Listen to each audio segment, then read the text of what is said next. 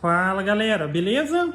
Então nesse vídeo aqui fica algumas dicas a respeito de fazer esse tipo de caixa, que seria aqui caixa com tampa tipo estojo ou tampa tipo de correr, que lembra aqueles estojinhos lá de madeira que a tampinha é de correr. Enfim, para quem estiver procurando para comprar e quiser solicitar um orçamento, é só entrar em contato através do e-mail feitodemadeira@gmail.com. E para quem estiver pensando em fazer, eu vou passar algumas dicas aqui. E também para quem está pensando em fazer para vender, porque no aspecto de vender, quando a gente fala de algo que tenha mais volume, ou seja, maior, o grande problema de vender é o frete. Então eu vou passar algumas dicas também relacionado a isso. Então mostrando aqui, eu tenho aqui alguns modelos. Eu não vou dizer que isso aqui é pequena, né? Mas vamos colocar pequena em comparação com as outras. Mas a pequena teria um tamanho médio e aquela uma grande.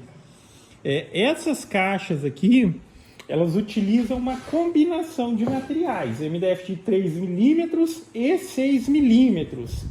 Nas de pequeno e tamanho médio, é o ideal utilizar essa combinação. Para as maiores, recomendo que a caixa toda seja feita em 6 milímetros. A tampa, opcionalmente, pode ser 3 milímetros. 6 milímetros a estrutura, como é o caso daquela lá, estrutura, fundo e tal. A tampa, 3 milímetros. Já essas daqui, ó, essa... elas são as laterais em 6 milímetros. Agora todo o restante dela é 3 milímetros. Tanto a parte de trás, a parte da frente, o fundo e a tampa 3 milímetros. Daí tem uma caixa grande e uma caixa leve, significativamente leve. Aí mencionando a questão referente a dicas para quem está pensando em vender na internet por conta da questão do frete. Essa daqui, por exemplo, ela já é um modelo que eu faço e ela é desmontável, tá? Ela é desmontável, eu consigo enviar desmontada e a pessoa facilmente consegue montar. É diferente de tipo eu vender só as peças da caixa, a pessoa precisa colar, ter toda a necessidade de um conhecimento nessa parte de artesanato e tal, tempo de secagem. Seria uma situação, mas não, eu já faço elas de maneira que ela é desmontada e montada por parafuso. Opcionalmente, sim, eu recomendo que, quando receber e for fazer a montagem, aplique cola nas partes de contato, porque ele vai dar um travamento perfeito para a caixa.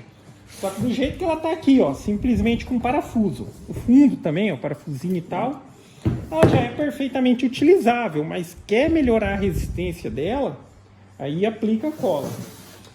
Internamente, elas têm esses reforcinhos de madeira. Fica tanto para um aspecto de reforço, para a situação de possibilidade de colocar parafusos para que ela seja desmontável. E sim, ela melhora a resistência da caixa. As canaletinhas, existem diferentes maneiras de se fazer. Mencionando a maneira como eu fiz utilizando uma fresinha, ou seja, eu vou dizer tupia de bancada, né? Mas é a bancadinha que eu fiz para adaptar minha tupia. Aí você passa, eu prefiro passar na fresinha para fazer essas canaletas. Dá para fazer na serra? Dá também.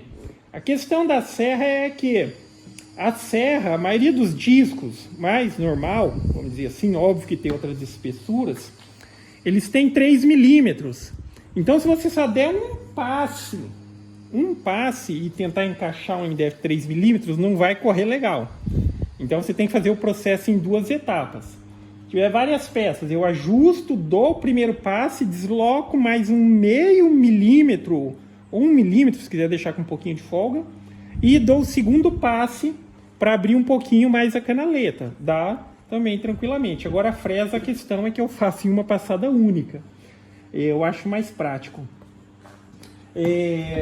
Então, enfim, essas maiores, modelo desmontável. Essa menor aqui, ó, ela já é um modelo que ela não é desmontável. Porque assim, a relação que tem que avaliar, quanto que vai ficar o frete para enviá-la montada e desmontada. Em algumas situações a diferença é mínima, então é melhor enviar para o cliente já montada. Só que veja bem, por exemplo, aquela grandona lá, ó. Aquela caixa, ela está com aproximadamente 7 quilos, tá? 7 quilos. Só que, quando a gente fala de frete, existe uma coisa que é assim, é o peso real do produto e o peso volumétrico. O que seria isso? O peso volumétrico é quando você calcula as medidas, faz largura, comprimento e altura, multiplica ali os centímetros e divide por 6.000. Aí você chega no peso volumétrico. A transportadora, obviamente, ela sempre vai cobrar o que for maior. Se o peso real é maior, vai cobrar o peso real. Se o peso volumétrico é maior, ele vai cobrar o peso volumétrico. Deixa eu dar um exemplo para vocês aqui, ó, para vocês terem uma ideia. Se eu pegar aqui aquela caixa, eu vou colocar o seguinte, ó, 50 centímetros de largura, 50 de comprimento, 50 de altura. Multiplico tudo. 125.000 e eu divido aqui por 6.000. Tá vendo? O peso volumétrico dessa caixa é quase 21 quilos. Ou seja, se eu for mandar ela desse jeito que ela tá ali, fizer uma embalagem para ela e tal, vai aumentar pouquinho a coisa, o tamanho, eu pagaria para enviar uma encomenda de 21 quilos. Agora veja bem, se eu desmonto aquela caixa, ela pesa, o peso real dela é 7 quilos, e eu faço a seguinte embalagem, ó, ela vai ter 50 por 50, e provavelmente montando, empilhando as pecinhas uma em cima da outra ali, ela vai ter uns 5, vou dizer no máximo 6 centímetros, vezes 6, tá? Daria 15.000, se eu dividir por 6.000, daria 2,5 kg. Então, mas só que essa daqui é aquela situação, a transportadora sempre ela vai cobrar o que é mais caro. Então, o peso volumétrico da embalagem, 2,5 kg, mas a caixa ela vai pesar os mesmos 7 quilos. Tá? Então vai ser cobrado por 7 quilos. Então essa situação, se o peso real ele é maior que o peso volumétrico, é cobrado peso real. Se o peso volumétrico é maior que o peso real, é cobrado peso volumétrico. Então, enfim, nessa questão do aspecto da caixa C de desmontar, aí você consegue fazer o envio facilmente. Porque assim, eu já vi na internet, às vezes o pessoal vende mais coisinha mais pequena, né? Caixa menor. E envia desmontada, só que é um processo de montagem que tipo envolve colar e tem toda uma dificuldade. Tá? Agora, quando é parafusinho, já tem o lugar certinho. Você só vai alinhar as marquinhas que eu ponho, tá vendo as etiquetinhas que tem ali e tal? Tá com o número, é só ajustar um número com o outro número e vai dar certo, tá? Então é isso. As dicas são essas. Para quem está pensando em fazer. E essa questão desses reforcinhos internos, cara, isso melhora muito a resistência da caixa. Inclusive isso também eu aplico em outros modelos de caixa que eu faço. Quando é caixa de tamanho médio eu já coloco o reforço interno. Porque a área de colagem, por exemplo, quando você vai colar uma lateral, se fosse colar uma lateral nessa outra lateral, é isso daqui que a gente tem só de área de contato das peças. Então é pequeno. Ela, a partir do momento que a caixa ela tem um determinado tamanho, não seria o ideal. Agora você põe esse sarrafinho aqui, ó, esse reforcinho, aí você tem toda a área de contato também dele para colar. E óbvio, fica a dica adicional, porque assim, se você for trabalhar com colagem, existem alternativas instantâneas, por assim dizer. Dá para utilizar adesivo instantâneo com acelerador de secagem.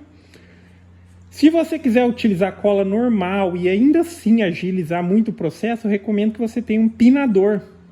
Tá?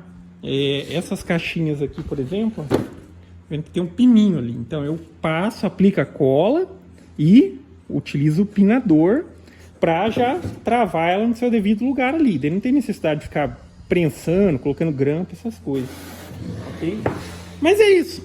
Então fica essas dicas para quem está pensando em fazer para vender também.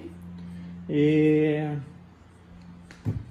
para quem quiser entrar em contato, solicitar um orçamento, estiver precisando e tal, é o e-mail novamente, feitodemadeira@gmail.com.br. E é isso, tá? Se alguém tiver alguma dúvida referente a isso também, pode utilizar aí os comentários para perguntar. Beleza? Então vou terminar de desmontar essas daqui, que essas daqui já vão ser enviadas.